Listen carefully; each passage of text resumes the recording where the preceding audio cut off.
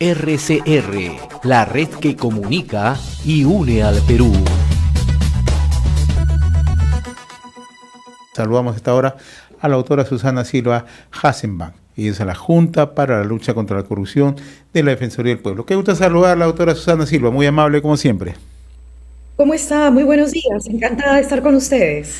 Coméntenos, tenemos conocimiento que la Defensoría del Pueblo está supervisando el nivel de cumplimiento de lucha contra la corrupción en los gobiernos regionales, y esto se está haciendo a través de sus 40 oficinas que están ubicadas en diversos puntos del territorio nacional, ¿no? Coméntenos, ¿no?, cómo se está manejando esta supervisión en los niveles de control en los distintos gobiernos regionales y la importancia de la misma, por favor. Claro que sí, encantada. Mire, José, nosotros como Defensoría del Pueblo, usted sabe que realizamos una labor permanente de supervisión a efectos de vigilar que las obligaciones que tiene la administración pública se cumplan. En este caso, específicamente lo que estamos haciendo es supervisando el cumplimiento de todas las herramientas que tienen que servir a una entidad pública para prevenir la corrupción. Esto que está enmarcado en el Plan Nacional de Integridad y Lucha contra la Corrupción 2018-2021 y plantea un modelo de integridad, obliga o establece la obligación de las entidades de cumplir con determinadas herramientas, como por ejemplo transparencia, como por ejemplo implementar una gestión de riesgos, como por ejemplo tener toda la información sobre la base de la política de datos abiertos, mantener la rendición de cuentas, ejercer la comunicación, la capacitación, tener un sistema que permita identificar cuáles son las denuncias. Entonces, en mérito a que nosotros estamos en este momento en pleno proceso de cambio de gestión a nivel de los gobiernos regionales, hemos considerado pertinente establecer una línea de base que les sirva a las nuevas autoridades una vez que asuman la función luego del proceso electoral, para que sobre esa línea de base se empiece a construir. De eso se trata en este momento el levantamiento de información que nosotros estamos haciendo específicamente en aquellos componentes, indicadores que tienen que ver con la prevención de la corrupción, José. ¿Y cuáles son esos principales indicadores y esta línea de base que debieran cumplir los gobiernos regionales? Porque cuando uno empieza a mirar las cifras, ciertamente, autora Silva, es más que preocupante, ¿no? Recientemente la Contraloría General de la República habla de solamente en las regiones por corrupción se pierden más de 23.000 millones de soles, ¿no? Una cifra que es más que considerable, ¿no? Y si en poco empezamos a analizar ya en el ámbito procesal penal, son muchos los gobernadores regionales que están inmersos, algunos con condenas y otros en procesos abiertos por presuntos delitos de corrupción. ¿Qué líneas de base se tienen que cumplir? ¿Cuál es la labor que cumplen ustedes? ¿Y por qué? ¿Cuáles son las razones por las que no se cumplen en muchos casos en los gobiernos regionales? A ver, empezaría por esto último, ¿no? Usted dice, o sea, ¿cuáles son las razones por las que no se cumplen? En realidad, no se cumplen no solamente en los gobiernos regionales, sino en muchas entidades del Estado, quizás porque no se le toma o no se le da la importancia debida respecto a los mecanismos que deben prevenir corrupción. Solamente se actúa sobre la base de una lógica reactiva. Ocurre el problema, se denuncia, inmediatamente se sanciona si es que eso correspondiere. Pero no se pone la autoridad en general, las autoridades, a ver de qué manera se tiene que prevenir. Y esta prevención pasa no solamente por la transparencia o no solamente por ejercer los controles, sino que hay todo un conjunto de herramientas. Por ejemplo, una primera herramienta sobre la cual nosotros vamos a incidir en el levantamiento de información a efectos de ver si han cumplido es con la identificación y gestión de riesgos de corrupción.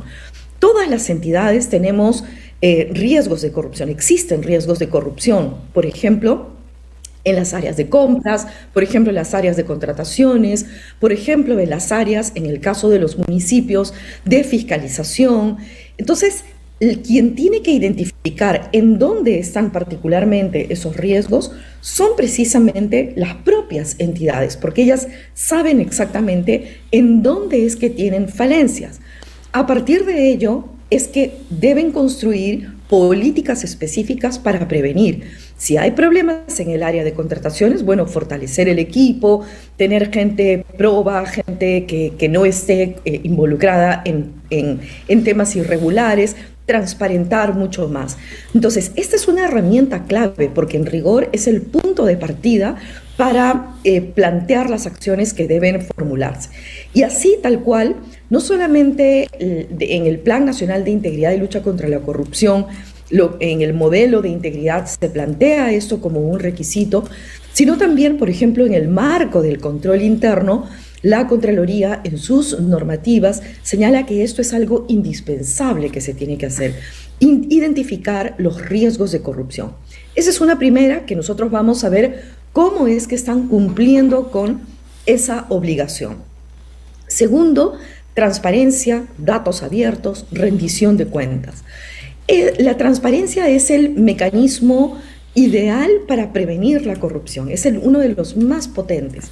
Mientras la gente sepa que van a ser fiscalizados, que están siendo observados, que los están mirando, los funcionarios, me refiero cuando saben que están siendo observados, se reducen los niveles de corrupción. Y también no solamente se reducen los niveles de corrupción, sino que también se incrementan los estándares de desempeño de los propios servidores. Entonces, esto es algo que tiene que garantizarse a efectos de saber cómo están. Si se cumple con información en el portal de transparencia, si se cumple con la entrega de solicitudes de acceso a la información y si se cumple también con activar todos los mecanismos de rendición de cuentas que de manera puntual a los gobiernos regionales y también locales tienen una normativa que les exige de forma especial a cumplir con esta obligación frente a la ciudadanía. Y así como estos dos componentes que acabo de mencionar, estos dos indicadores, hay otros, por ejemplo, referidos a la capacitación que tiene que haber del personal.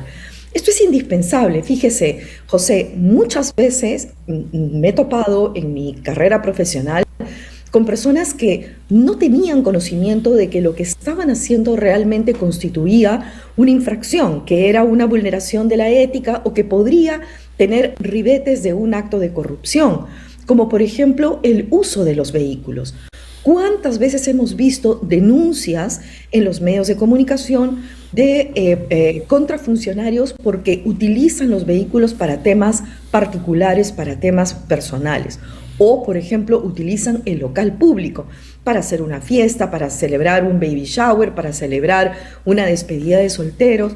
Entonces, no estoy diciendo que simplemente sea por desconocimiento. Muchas veces hay gente que se aprovecha.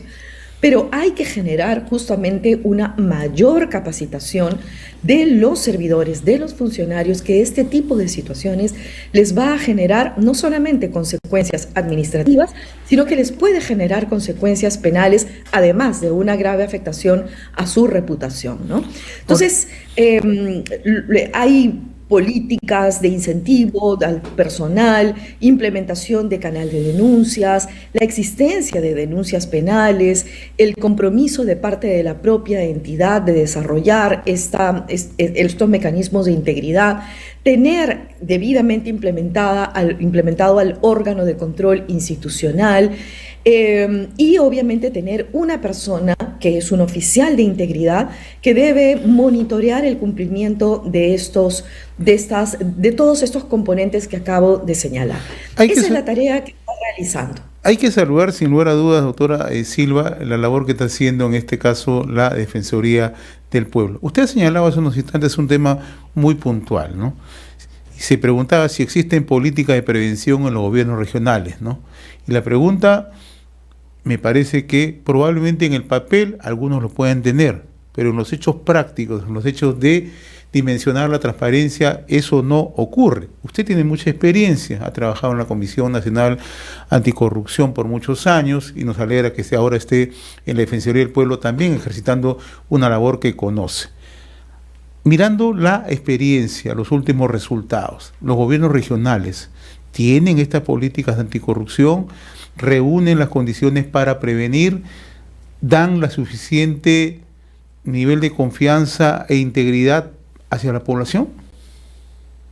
Precisamente por eso es que estamos levantando esta información, José, porque, claro, yo podría hablar sobre la base de lo que yo percibo a partir de las noticias que nosotros vemos en los medios de comunicación, pero creo que no sería apropiado sacar conclusiones para todos los gobiernos regionales a partir de algunas noticias.